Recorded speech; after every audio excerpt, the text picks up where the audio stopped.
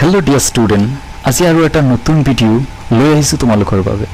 এই ভিডিওটো বহুত ইম্পৰ্টেন্ট হয় কাৰণ ইয়াত এটা দৰকাৰী টপিক আলোচনা কৰা হৈছে ক্লাস 8ৰ বাবে। সো ভিডিওটো প্ৰথমৰ পৰা শেষলৈ গোটেইখিনি ভালদৰে চাবা। স্বাগতম জনাইছো তোমালোকৰ YouTube চেনেল ৰে পথলৈ। ডিয়াৰ ষ্টুডেন্ট, আৰু বহুতো দৰকাৰী ভিডিও এইটো চেনেলত আহি আছে। সেইবিলাক পাবলৈ চেনেলটো সাবস্ক্ৰাইব কৰিব লাগিব। ষ্টুডেন্ট, ভিডিওটিৰ তলত ইয়াত চোৱাচোন সাবস্ক্ৰাইব বোলা ৰঙাকে লিখা আছেনে? যদি আছে তাত টিপি দিয়া আৰু লগতে থকা বেলটোতো টিপি অল অপশনটোত টিপি দিয়া। এতিয়া গোটেইবোৰ ভিডিও পাই যাবা।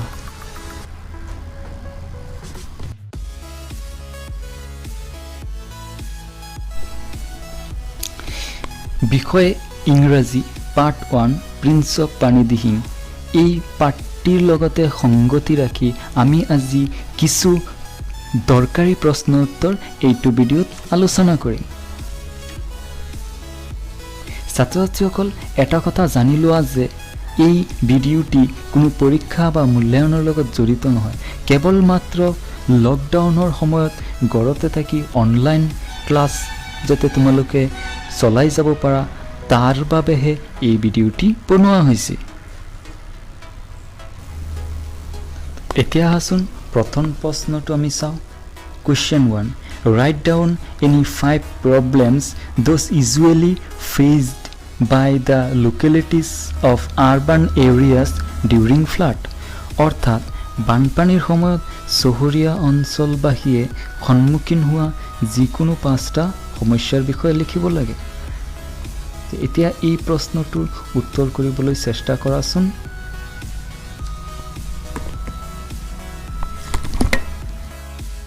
যদি উত্তৰবোৰ হৈছে তেতিয়া চোৱাচোন উত্তৰবোৰ কেনেধৰণৰ হ'ব পাৰে। উত্তৰ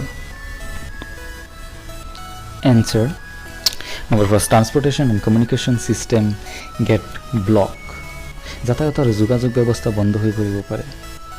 Number 2, marketing and business institutions get disrupted. বজাৰ আৰু ব্যৱসায় কাৰ্যবোৰ ব্যাহত হৈ পৰিব পাৰে। Number 3, power and water supply get stopped. বিদ্যুৎ আৰু পানী যোগান বন্ধ হৈ পৰিব পাৰে। 4, cause huge damage to the property and infrastructure. সম্পত্তি আৰু আন্তঃগাঁথনিৰ বৃহৎ ক্ষতি সাধন হ'ব পাৰে। There also risks of loss of life and livelihood. জীৱন আৰু জীৱিকা হেৰুৱাবলগীয়া হ'ব পাৰে।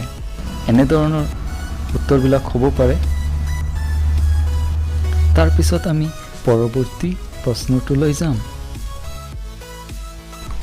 Question 2. Is there any similarity between the problems faced by the rural and urban areas during the flood? অৰ্থাৎ গাঁও আৰু চহৰৰ বানপানীৰ সমস্যাৰ মাজত কিবা সাদৃশ্যতা আছেনে? যদি আছে এইটো প্ৰশ্নৰ উত্তৰ কৰাচোন। তো এনচাৰটো এনেকুৱা হ'ব পাৰে, yes, in both the case huge loss are suffered by the residents of those areas in terms of life, livelihoods, transportation, food, water and shelter etc. অৰ্থাৎ হয় দুয়ো ক্ষেত্ৰতে সেই অঞ্চলৰ বাসিন্দাসকলে জীৱন জীৱিকা যাতায়াত খাদ্য পানী বাসস্থান সম্পত্তি আদিৰ বৃহৎ ক্ষতিত ভুগিবলগীয়া হয়। তো যদি বুজি পাইছা তেতিয়া আমি পৰৱৰ্তী অৰ্থাৎ 3 নম্বৰ প্ৰশ্নটোলৈ যাওঁ। Question number 3. Study the first paragraph of the lesson and answer the following questions. অৰ্থাৎ পাঠটিৰ প্ৰথম পেৰাগ্ৰাফটো পঢ়া আৰু তলত দিয়া প্ৰশ্নসমূহৰ উত্তৰ দিবলৈ চেষ্টা কৰা। তো এতিয়া প্ৰশ্নবিলাক চাই লোৱা কেনেধৰণৰ প্ৰশ্ন হ'ব পাৰে। Number A, the monsoon season, the season in which rains heavily. অর্থাৎ যিটো ছিজনত ঋতুত অধিক বৰষুণ হয়। নম্বৰ বি, হোৱাই ডিড পেনি গ্ৰীপ চিতলীয়াত আতংকৰ সৃষ্টি কিয় হৈছিলে বা চিতলীয়া আতংকৰ গ্ৰাসত কিয় আছিলে। Number C, what happen when it rained heavily all the week, গোটেই সপ্তাহ বৰষুণ হোৱাত কি হৈছিলে। তো এইকেইটা প্ৰশ্ন হ'ব, তোমালোকে উত্তৰকেইটা অলপ ভাবি লিখিবলৈ চেষ্টা কৰাচোন। ছাত্ৰ ছাত্ৰীসকল, প্ৰশ্নকেইটাৰ উত্তৰ যদি খুজিছে তেতিয়া আহাচোন চাওঁ উত্তৰকেইটা কি হ'ব লাগে।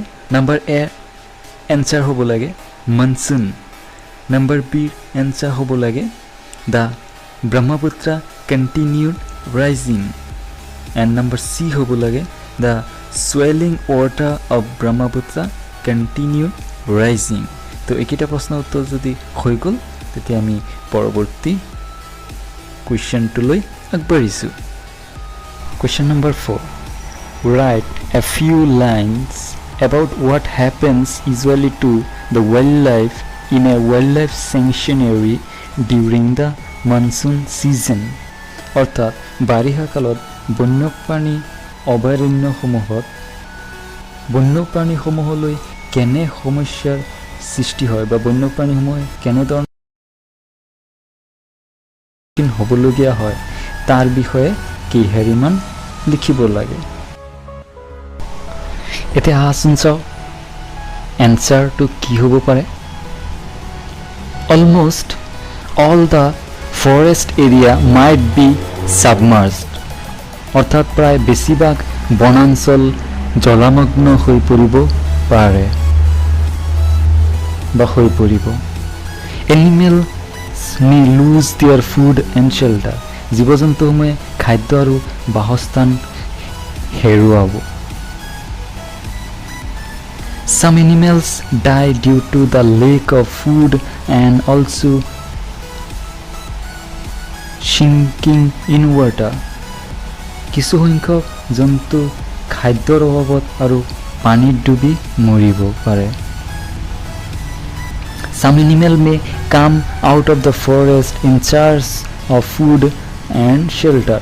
কিছুমান জীৱ জন্তু খাদ্য আৰু আশ্ৰয় বিচাৰি হাবিৰ পৰা ওলাইও আহিব পাৰে। And last, there may be manned wildlife conflict। তাত কি হ'ব পাৰে, মানুহ আৰু তাৰ ফলত মানুহ আৰু জীৱ জন্তুৰ মাজত সংঘাতো সৃষ্টি হ'ব পাৰে। তো এনেকুৱা কিছুমান পৰিস্থিতিৰ সৃষ্টি হ'ব পাৰে। তোমালোকেও যি লিখিছা সেইবোৰ অলপ চিন্তা কৰি চোৱা।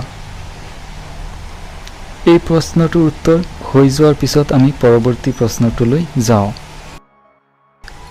Question number 5, study the story prince of পানী দিহিং এণ্ড নাও find the points those justify that Khoghen is as brave fellow as Prince। অৰ্থাৎ প্ৰিন্স অফ পানী দিহিং গল্পটো অধ্যয়ন কৰা আৰু কেইটামান পইণ্ট বা বাক্য বিচাৰি উলিওৱা যাৰ দ্বাৰা প্ৰমাণ হয় যে খগেন এজন ৰজাৰ কোঁৱৰ বা ৰাজকুমাৰৰ দৰে সাহসী ব্যক্তি আছিলে। এতিয়া চোৱাচোন কোনকেইটা পইণ্ট হ'ব পাৰে। আমি কেইটামান পইণ্ট বিচাৰি উলিয়াইছোঁ, তোমালোকেও চাই লোৱা। নম্বৰ এনচাৰটো দিয়া আছে ইয়াতে। The points the justify that Khagen is as brave fellow' as a prince are. সেই পইণ্ট বা বাক্যকেইটা হ'ব number 1, Khagen quickly grasps the seriousness of the situation and sang into the action. Number 2, there is no time to lose, get hold of the others. Number 3, he had a knack for solving all kinds of problems. Number 4, he dashed towards her like an otter. Number 5, he caught her by the arm and helped her to keep afloat until they reached a mound above the flood water। তো এনেকুৱা আৰু বাক্য থাকিব পাৰে যেটো এই বাক্যকেইটা তোমালোকৰ কিতাপতে আছে সেইকাৰণে এইটো মই আৰু বিস্তৃতভাৱে ব্যাখ্যা নকৰোঁ তাৰপিছত আমি পৰৱৰ্তী প্ৰশ্নটোলৈ আগবাঢ়ি আছোঁ Question 6 Write some qualities of a brave girl or a boy যেহেতু তোমালোকে পাঠটোত সাহসী খগেনৰ বিষয়ে পঢ়িছা গতিকে এতিয়া প্ৰশ্নটো হৈছে অৰ্থাৎ এজনী সাহসী ছোৱালী বা এজন সাহসী ল'ৰা হ'বৰ বাবে তাৰ কি গুণ থাকিব লাগে কেইটামান ইয়াতে লিখিব লাগে গতিকে লিখাচোন এই প্ৰশ্নটোৰ উত্তৰ এতিয়া আচোন ইয়াৰ উত্তৰসমূহ কি হ'ব পাৰে Answer Number A Always ready to help সদায় সহায়ৰ বাবে সাজু থাকে Number B Can overcome any obstacle intelligently যিকোনো বাধা বুদ্ধিমত্তাৰে অতিক্ৰম কৰিব পাৰে Always kind and calm সদায় দয়াশীল আৰু শান্ত Have most of the life skills প্ৰায় সংখ্যক জীৱন কৌশল জনা থাকে আৰু ক'ব পাৰে তোমালোকে পাৰিলে আন কিছুমান গুণ লিখিব পাৰিবা তাৰপিছত আমি পৰৱৰ্তী কুৱেশ্যনটোলৈ আগবাঢ়িছোঁ 7 number question number 7 now study each of the word given in the adverb column and write what type of adverb it is এৰ তলত টেবুল এটা দি আছে তাৰ দুটা কলাম আছে adverb আৰু types তাত adverb কেইটামান ৱৰ্ড আছে কুইকলি অলৰেডি হিয়াৰ টুৱাৰ্ডছ নেভাৰ এনাফ ৱেৰ এইকেইটা ৱৰ্ড কোন ধৰণৰ এডভাৰ্ব সেইটো সেই খালী থকা কলম কেইটাত লিখিব লাগে তাৰ বিপৰীতে তোমালোকে জানা যে এডভাৰ্ব কাক বুলি কয় যি পদে ভাৰ্ব বা এডজেক্টিভ নাইবা আন কোনো এডভাৰ্বৰ অৰ্থক স্পষ্ট কৰি দেখুৱাই দিয়ে তাকেই এডভাৰ্ব ক্ৰিয়া বিশেষণ বোলে আৰু জানা এডভাৰ্ব 7 ধৰণৰ থাকে 7 টাইপছ অফ এডভাৰ্ব হয় যেনেকুৱা adverb of manner adverbs of time adverbs of place and position adverbs of direction adverbs of frequency adverbs of degree interrogative adverb তো সেই adverb কেইটা ইয়াত কোনটো অৰ্ডাৰ বিপৰীতে বহিব সেইটো ইয়াতে লিখিব লাগে তো তোমালোকে অলপ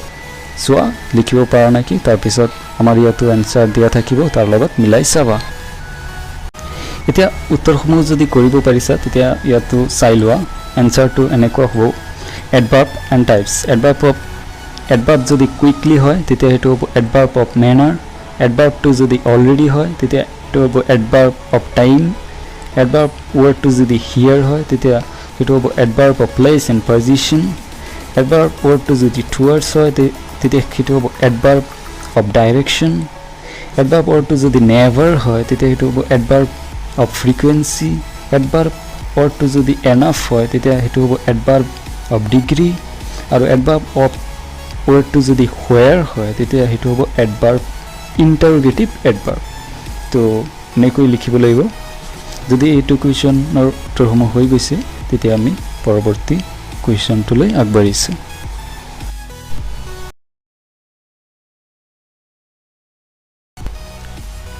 Question number 8 now find some more adverbs and the related verbs from the lesson and fill the table as given below এতিয়া যেহেতু তোমালোকে ইতিমধ্যে এডভাৰ্বৰ কুৱেশ্যন এনসাৰ কৰিছাই এতিয়া কৈছে আৰু কিছুমান এডভাৰ্ব আৰু তাৰ সম্পৰ্কীয় বা পাৰ্টিৰ পৰা বাছি উলিওৱা আৰু তলত দিয়া টেবুলটো পূৰণ কৰা ইয়াত যিটো টেবুল দিয়া আছে types of verb words in the lesson and related verb এই টেবুলটো হুবহু পূৰণ কৰি দিব লাগে তো টেবুলটো পূৰণ কৰিবলৈ চেষ্টা কৰা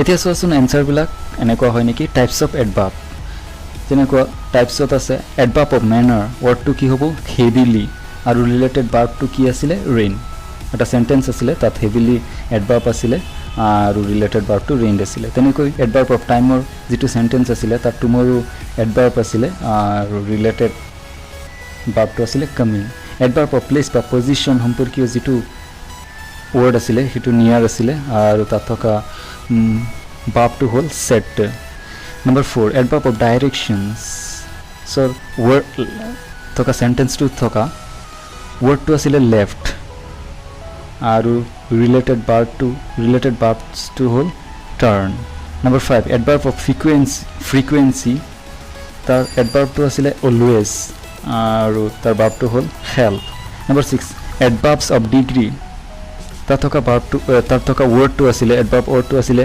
নেৰলি আৰু তাৰ ৰিলেটেড ভাৰ্বটো আছিলে মিজড নম্বৰ 7 ইণ্টাৰগেটিভ এডভাৰ্বছ এটা সেন্টেন্স আছিলে তাত what এটা ৱৰ্ড আছিলে তো এইটো ইণ্টাৰগেটিভ এডভাৰ্ব হয় আৰু তাত থকা ভাৰ্বটো আছিলে কল তো এইখিনি বিচাৰি পোৱা গৈছিল তোমালোকে আৰু বিচাৰিলে পাবা তো তাৰপিছত আমি লাষ্ট কুৱেশ্যনটো আলোচনা কৰিম এইটো ভিডিঅ'ৰ লাষ্ট কুৱেশ্যনটো আহি আছে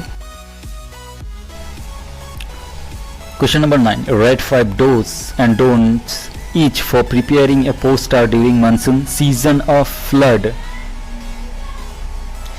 তোমালোকে জানা যে কিছুমান বিশেষ উদ্দেশ্য আগত ৰাখি পোষ্টাৰ সজা হয় ঠিক সেইদৰে বৰ্ষাকালত বা বানপানীৰ সময়ত কিছুমান কৰণীয় আৰু কিছুমান অকৰণীয় কাম আছে বা কিছুমান কৰা যোগ্য আৰু কিছুমান কাম কৰা অযোগ্য তো সেইবিলাক কিছুমান কৰণীয় আৰু কিছুমান যিবিলাক কৰণীয় নহয় তাৰে কেইটামান বাক্য লিখিব লাগে যাৰ দ্বাৰা আমি এটা কি বনাব পাৰি পোষ্টাৰ বনাব পাৰি তো ছাত্ৰছাত্ৰীসকল চোৱাচোন তেনেকুৱা কি কাম আছে যিবিলাক আমি বাৰিষা কালত কৰিব লাগে আৰু কিছুমান কাম আছে যিবিলাক বাৰিষা কালত কৰিব নালাগে সেই বাক্যৰে এটা টেবুল সাজি দিয়া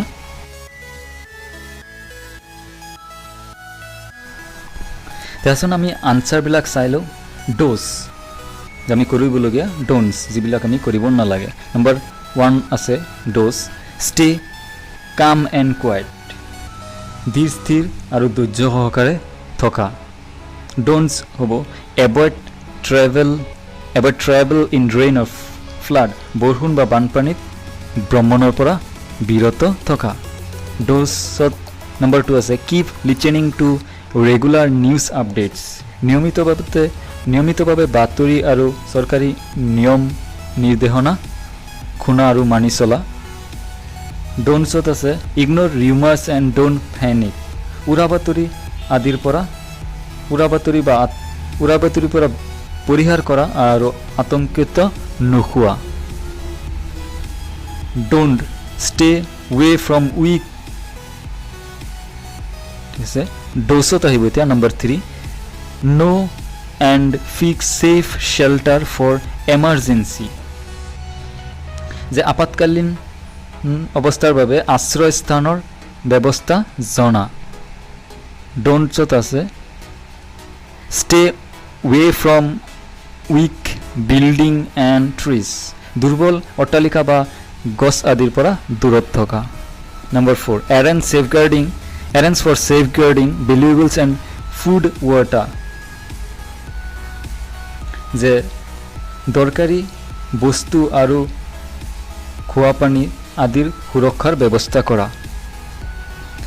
avoid use of thing damage by rain or flood বৰষুণ বা বানপানীয়ে নষ্ট কৰা বস্তুসমূহৰ ব্যৱহাৰ পৰিহাৰ কৰা and number 5 do's ensure' cleanliness চাফ চিকুণতা বৰ্তাই ৰখা এণ্ড ড'নটছত আছে stay way from electric poles and power lines বৈদ্যুতিক খুঁটা আৰু তাৰৰ পৰা দূৰত থকা তো এইটো আছিলে কুৱেশ্যন নম্বৰ 9 অৰ্থাৎ আজিৰ এই ভিডিঅ'টোৰ লাষ্ট কুৱেশ্যন ছাত্ৰছাত্ৰীসকল আশা কৰিছোঁ এইটো ভিডিঅ'ৰ পৰা এই বিষয়টো বুজা তোমালোকৰ বহুতো সহায় হ'ব গতিকে ভিডিঅ'টো লাইক কৰিবা তোমালোকৰ বন্ধুসকলৰ লগত শ্বেয়াৰ কৰিবা আৰু পৰৱৰ্তী ভিডিঅ'সমূহ পাবলৈ চেনেলটো ছাবস্ক্ৰাইব যদি কৰা নাই ছাবস্ক্ৰাইব কৰি দিয়া তলত ছাবস্ক্ৰিপশ্যন বটনটোত ক্লিক কৰি আৰু